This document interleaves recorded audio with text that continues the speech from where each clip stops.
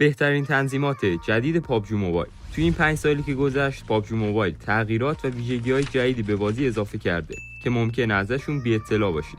اگه میخواید یه بازیکن حرفه‌ای بشید باید این تنظیمات رو به درستی تنظیم کنید تا سطح بازیتون ارتقا پیدا کنه. سلام بچه‌ها، چطورید؟ تو این ویدیو قراره نکات برتر و بهترین تنظیمات رو بهتون آموزش بدم. بعد از دیدن این ویدیو میتونید بهترین تنظیمات ممکن رو برای خودتون تنظیم کنید. شروع میکنیم از این تنظیمات. این گزینه دکمه شلیک سمت چپ رو براتون فعال میکنه. در حین استفاده از دکمه شلیک سمت چپ نمیتونید صفحه بازی رو حرکت بدید. اما دکمه شلیک سمت راست به طور پیش‌فرض حین شلیک میتونه حرکت کنه که موقع شلیک با اسکوپ یک کمی باعث لرزش میشه. همچنین از روی هم گذاشتن این دو دکمه خودداری کنید.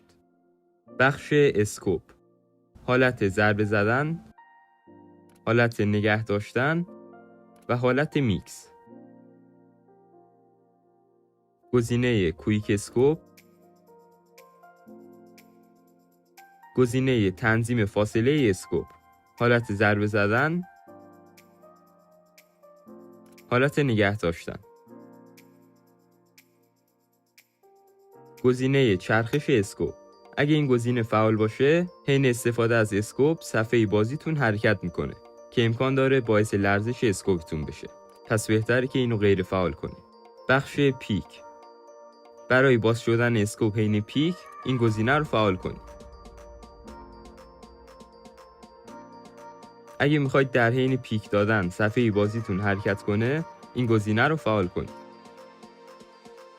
گزینه فست اسنایپر. این گزینه رو روی ریلیس انتخاب کنید تا سریعتر اسنایپ بزنید. این گزینه به این صورته: وقتی دستتون رو روی شلیک بگیرید اسکوپ براتون باز میشه و بعد از ول کردن تیرتون شلیک میشه. البته یک کمی نیاز به تمرین و تسلط داره.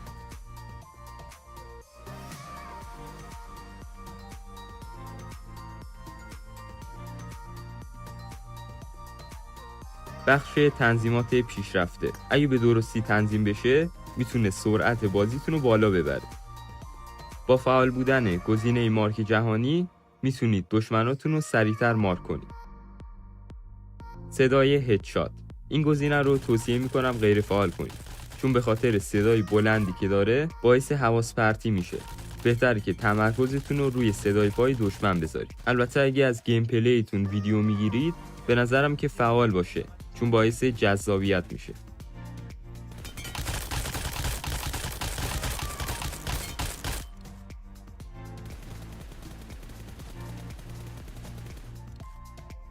جامپ کلایم. این گزینه روی سپریت باشه. اینطوری دوتا دکمه جامپ براتون فعاله.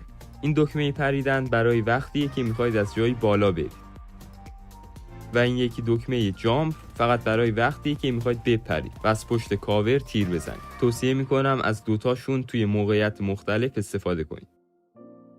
این گزینه رو حتما غیر فعال کنید.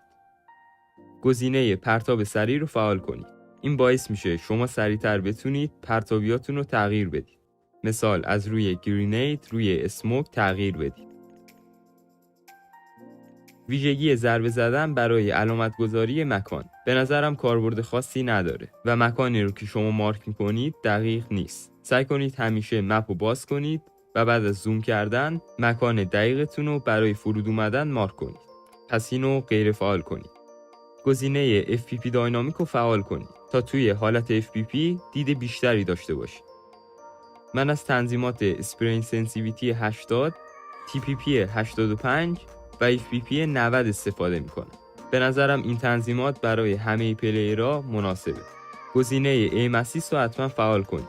اگه فقط کلاسیک بازی میکنید حتما فعالش کنید تا توی بازی بهتون کمک کنه. کاربرد ایم اسیست اینطوریه: اگه شما ایمتون نزدیک به دشمن باشه و شلیک کنید، ایم اسیست به صورت خودکار ایمتون رو روی دشمن میبره و باعث میشه داخل بازی بهتون کمک کنه. احتمالاً شاید شنیده باشید یه سری‌ها میگن غیر فعال کنید، ولی خب غیر فعال کردن برای وقتی که فقط میخواید تمرینی بازی کنید. اگه توی کلاسیک بازی براتون مهمه و توی رنک هستید حتما این گزینه رو فعال کنید. و این رو هم باید بدونید توی مسابقات جهانی پابجی موبایل گزینه ایم اسیست ممنوعه و همه باید غیر فعالش کنن.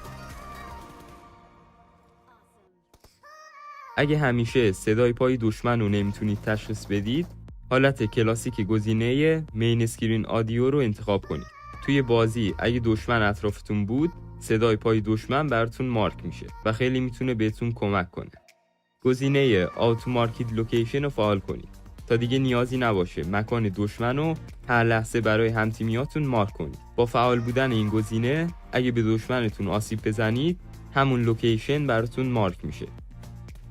گزینه استفاده مداوم از بانداژ رو فعال کنید.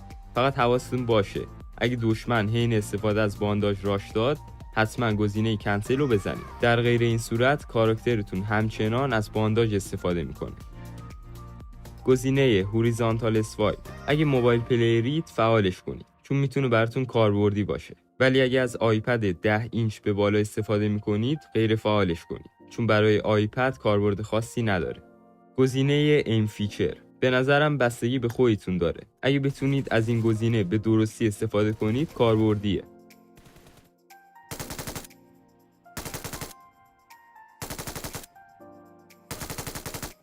میرسیم به بخش گرافیک.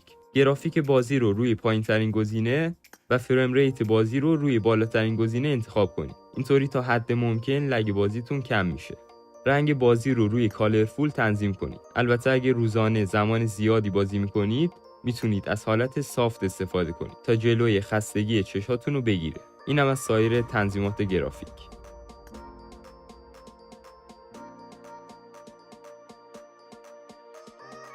توی بخش صدا بهتره که کوالیتی صدا رو از روی های به اولترا تغییر بدید تا صدای شلیک و ماشین گوشخراش نباشه. اگه میخواید صدای پا و ماشین رو بهتر بگیرید، این دو گزینه رو حتما روی 100 قرار بدید. همچنین اگه داخل اسکوادتون سر و صدا زیاد بود، میتونید از این بخش صدای همتیمیاتون رو کم کنید. بخش اوتو پیکاپ، من بهترین تنظیمات و نکات مهم بخش پیکاپ رو توی این ویدیو براتون توضیح دادم. حتما ویدیو رو ببینید. رنگ کراسیرتون رو روی سفید و قرمز تنظیم کنید. البته به خودتون بستگی داره که چه رنگی رو میتونید بهتر ببینید. افکت خون رو بهتره که روی زرد تنظیم کنید. به نظرم بهترین رنگ برای خونه. بخش سنسیویتی، این بخش نیاز به توضیح کامل داره تا بتونید بهترین تنظیمات سنسیویتی رو برای خودتون بسازید. این ویدیویی که چند وقت پیش برای ساخت سنسیویتی آپلود کردم و حتما ببینید، چون واقعا میتونه بهتون کمک کنه بهترین تنظیمات تخصصی خودتون رو بسازید. اگه سوال دیگه ای مربوط به بخش تنظیمات دارید، حتما توی قسمت کامنت ها بنویسید تا بتونم بهتون کمک کنم. در آخر ویدیو براتون مفید بود، حتما لایک کنید و برای ویدیوهای بیشتر چنل رو سابسکرایب کنید. دوستتون دارم و تا ویدیوهای آموزشی بعدی، بدرود.